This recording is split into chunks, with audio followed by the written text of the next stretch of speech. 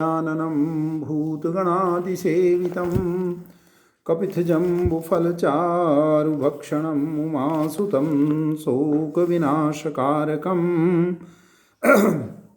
नमामि विघ्नेश्वरपादपङ्कजम्।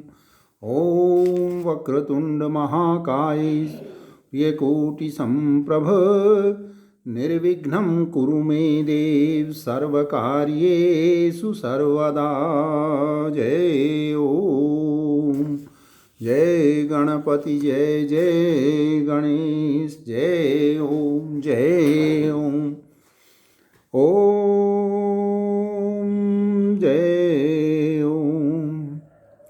इससे अर्थात उपर्युक्त ज्ञान साधनों के समुदाय से विपरीत जो मानित्व, दंभित्व, हिंसा, क्षमा का अभाव, कुटिलता इत्यादि अवगुण समुदाय हैं, वह संसार में प्रवृत्त करने का हेतु होने से उसे त्याग करने के लिए अज्ञान समझना चाहिए।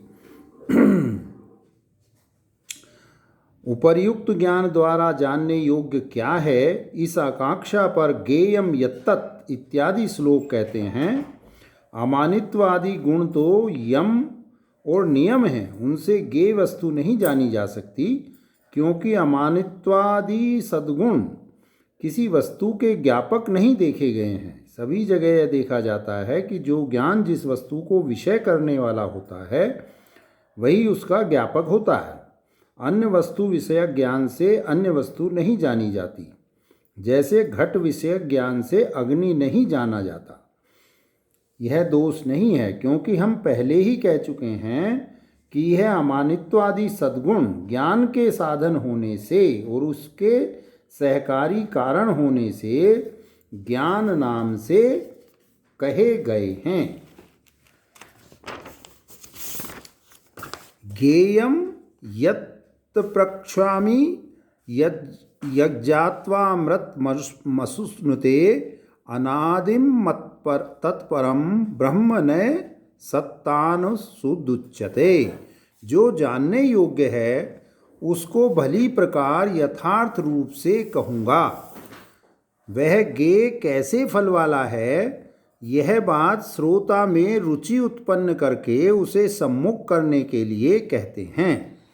जिस जानने योग्य परमात्मा के स्वरूप को जानकर मनुष्य अमृत को अर्थात अमर भाव को लाभ कर लेता है, फिर नहीं मरता, वह गे अनादिमत है। जिसकी आदि हो वह आदिमत, और जो आदिमत न हो वह अनादिमत कहलाता है। वह कौन है? वही परम निर्तिशय ब्रह्म, जो कि इस प्रकरण में गे रूप से वर्णित है।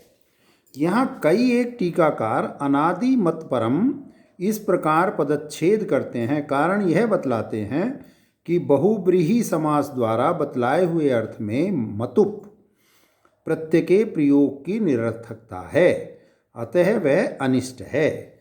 वे टीकाकार ऐसा पदच्छेद करके अलग अर्थ भी दिखाते हैं कि मैं वासुदेव कृष्ण ही जिसकी परम शक्ति हूँ, वह गे मत पर है। ठीक है, यदि उपर्युक्त अर्थ संभव होता तो ऐसा पदच्छेद करने से पुनरुक्ति के दोष का निवारण हो सकता था, परंतु यह अर्थ ही संभव नहीं है, क्योंकि यहाँ ब्रह्म का स्वरूप न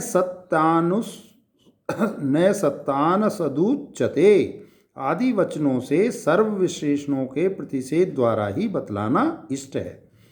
गेय को किसी विशेष शक्ति वाला बतलाना और विशेषणों का प्रतिषेध भी करते जाना, यह परस्पर विरुद्ध है। अर्थात मतुप प्रत्यय का और बहुब्रीहि समास का समान अर्थ होने पर भी यहाँ श्लोक पूर्ति के लिए यह प्रयोग किया गया है। जिसका फल अमृत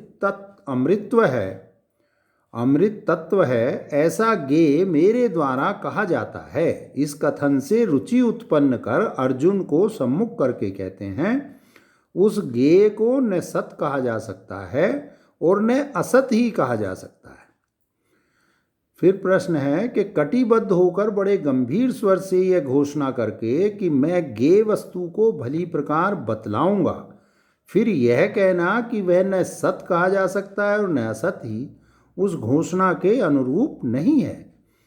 यह नहीं है। भगवान का कहना तो प्रतिज्ञा के अनुरूप ही है, क्योंकि वाणी का विषय न होने के कारण सब उपनिषदों में भी ज्ञेय ब्रह्म ऐसा नहीं, स्थूल नहीं, सूक्ष्म नहीं, इस प्रकार विशेषों के प्रतिषेध द्वारा ही लक्ष्य कराया गया है। ऐसा नहीं कहा गया कि वह ज्ञेय अमुक है। जो वस्तु अस्ति शब्द से नहीं कही जा सकती वह है भी नहीं। यदि ज्ञेय अस्ति शब्द से नहीं कहा जा सकता तो वह भी वास्तव में नहीं है। फिर यह कहना अति विरुद्ध है कि वह ज्ञेय है और अस्ति शब्द से नहीं कहा जा सकता। वह नहीं है सो नहीं, क्योंकि वह नहीं है इस ज्ञान का भी विषय नहीं है। ब्रह्म नहीं है सो नहीं, क्योंकि वह नहीं है इस ज्ञान का भी विषय नहीं है। सभी ज्ञान अस्ति या नास्ति इन बुद्धियों में से ही किसी एक के अनुगत होते हैं। इसलिए ज्ञेय भी या तो अस्ति ज्ञान से अनुगत प्रतीति का विषय होगा या नास्ति ज्ञान से अनुगत प्रतीति का विषय होगा। नहीं, यह बात नहीं है, क्योंकि वह ब्रह्म इंद्रियों से अगोचर होने के कारण दोनों प्रकार के ही ज्ञानियों से अनुगत प्रतीति का विषय नहीं है। इंद्रियों द्वारा जानने में आने वाले जो कोई घट आदि पदार्थ होते हैं वे ही या तो अस्ति इस ज्ञान से अनुगत प्रतीति के या नास्ति इस ज्ञान से अनुगत प्रतीति के विषय होते हैं। ब्रह्म इसका विषय नहीं है और वह नहीं है ये भी ज्ञान नहीं है। परंतु यह ज्ञेय ब्रह्म इंद्रियातीत होने के कारण केवल एक शब्द प्रमाण से ही प्रमाणित हो सकता है। इसलिए घट आदि पदार्थों की भांति यह है नहीं है इन दोनों प्रकार के ही ज्ञानों के अनुगत प्रतीति का विषय नहीं है। अर्थात वह न तो सत कहा जा सकता है और न असत ही कहा जा सकता है। तथा तुमने जो यह कहा कि ज्ञेय है किंतु वह न सत कहा जाता है और न असत कहा जाता है, यह कहना विरुद्ध है। सो विरुद्ध नहीं है, क्योंकि वह ब्रह्म जाने हुए से और न जाने हुए से भी अन्य है। इस श्रुति प्रमाण से यह बात सिद्ध है। यदि यह श्रुति भी विरुद्ध अर्थ वाली हो तो ये प्रश्न पैदा हुआ। अर्थात जैसे यज्ञ के लिए यज्ञशाला बनाने का विधान करके वहाँ कहा है कि उस बात को कौन जानता है कि परलोक में यह सब हैं या नहीं, इस श्रुति के समान यह श्रुति भी विरुद्धार्थक युक्त हो तो यह बात नहीं है, क्योंकि यह जाने हुए से और न जाने हुए से विलक्षण तत्व प्रतिपादन करने वाली श्रुति निसंदेह अवश्य ही ज्ञेय पदार्थ का होना प्रतिपादन करने वाली है। और यह सब परलोक में है या नहीं इत्यादि श्रुतिवाक विधि के अंत का अर्थवाद है। अर्थात अतः उसके साथ इसकी समानता नहीं हो सकती। युक्ति से भी यह बात सिद्ध है कि ब्रह्म सत असत आदि शब्दों द्वारा नहीं कहा जा सकता, क्योंकि अर्थ का प्रकाश करने के लिए वक्ता द्वारा बोले जाने वाले और श्रोता द्वारा सुने जाने वाले सभी शब्द जाति, क्रिया, गुण और संबंध द्वारा संकेत ग्रहण करवाकर ही अर्थ की प्रतीति कराते हैं, अन्य प्रकार से नहीं। कारण अन्य प्रकार से प्रतीति होती नहीं देखी जाती। जैसे गऊ या घोड़ा यह जाति से, पकाना या पढ़ना यह क्रिया से, और सफ़ेद या काला या गुण से, और धनवान या गौं वाला यह संबंध से जाने जाते हैं। इसी तरह सबका ज्ञान होता है, परंतु ब्रह्म जाति वाला नहीं है, इसलिए सत आदि शब्दों द्वारा नहीं कहा जा सकता।